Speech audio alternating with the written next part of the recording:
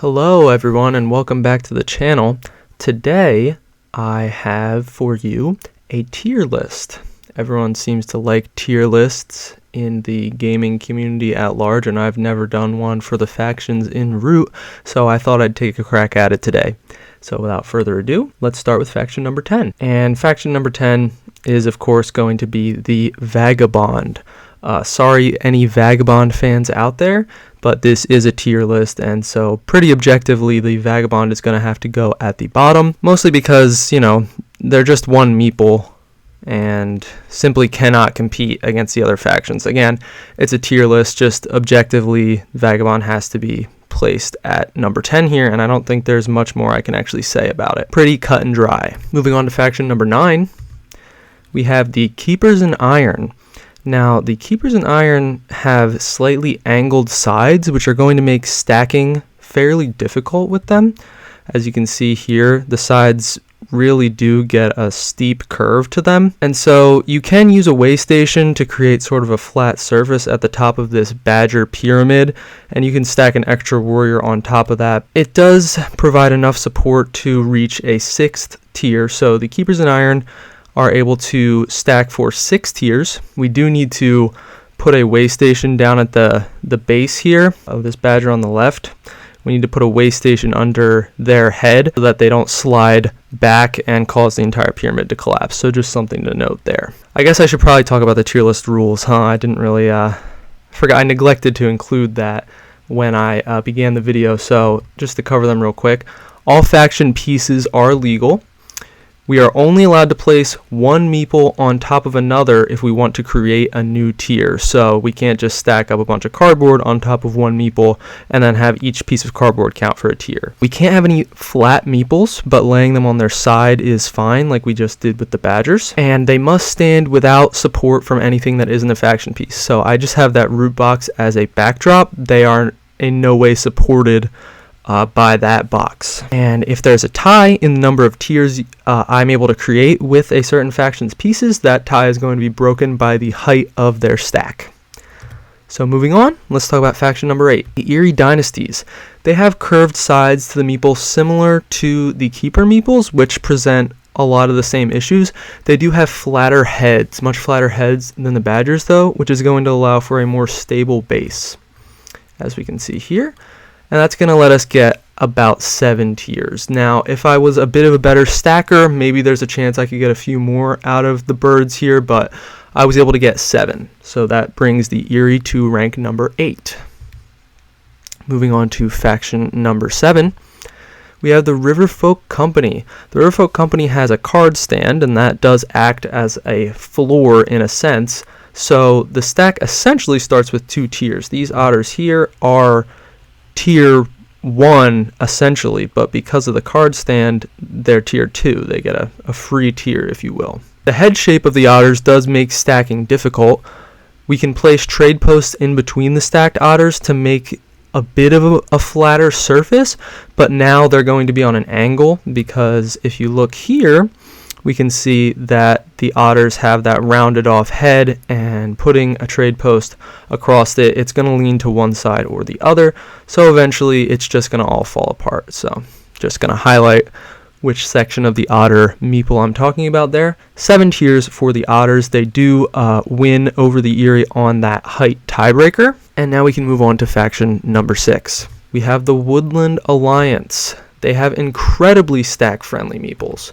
Unfortunately, they are limited by their warrior count. There's only 10 Woodland Alliance meeples, so if they had more, they probably could top the list here, but unfortunately there are only 10, which means they're capped at 10 tiers.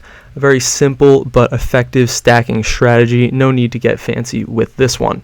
10 tiers, like I just said, and just a little demonstration here of how nicely they fit together if it's a little harder to see on the zoomed out picture. Next, faction number 5, the Corvid Conspiracy. They have efficient stacking if we alternate the Corvid's orientation by stacking one upside down and then stacking one right side up. We do need one Corvid at the base to prevent slipping, similar to how we needed a way station underneath the Badger's head to prevent the Badger pyramid from slipping. We can see here we have that Corvid sort of just resting nicely on this corvid's beak, so that corvid is necessary there to prevent the slipping of this entire tower. And that's going to get us 11 corvid tiers. So first to break the 10 tier ceiling, and now we can move on to faction number 4. This is where we get into the really exciting high tiers here. First we have the Lord of the Hundreds at number 4. We can balance these rats by slotting noses behind ears of the rat that is going to be stacked on top.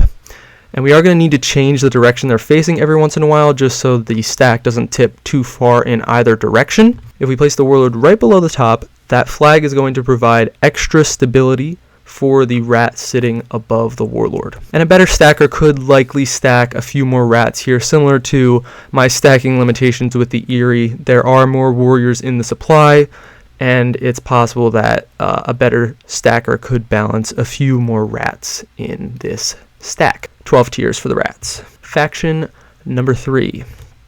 We have the Marquise de Cat.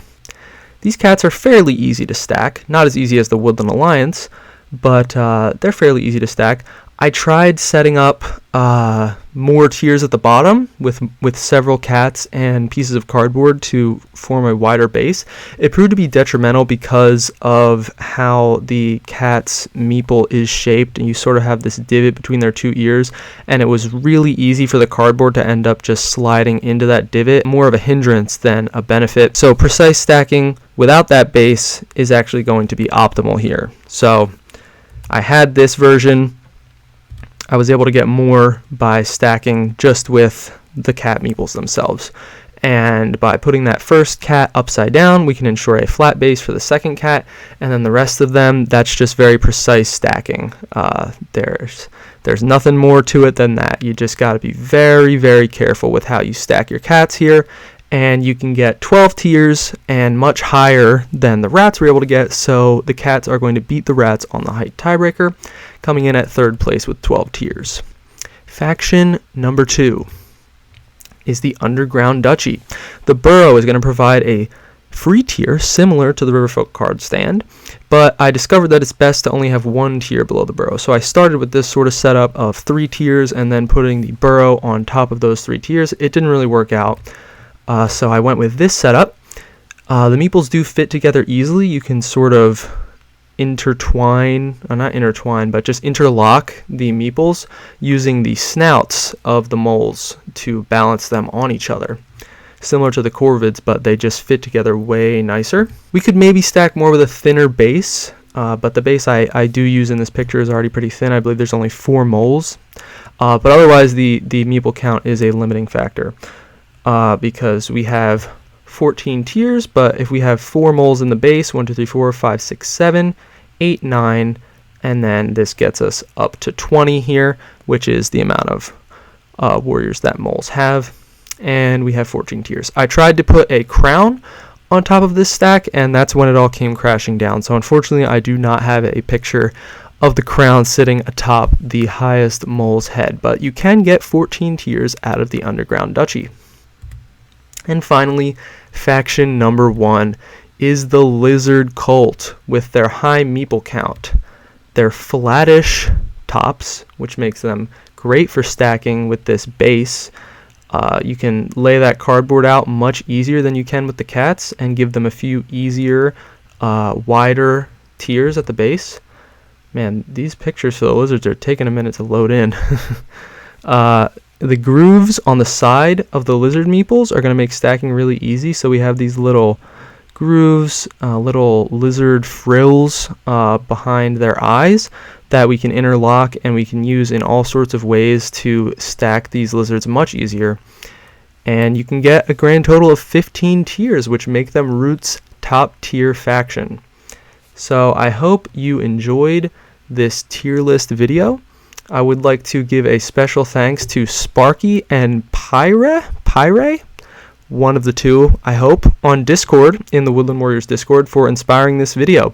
And April Fool's, Woodland Warriors.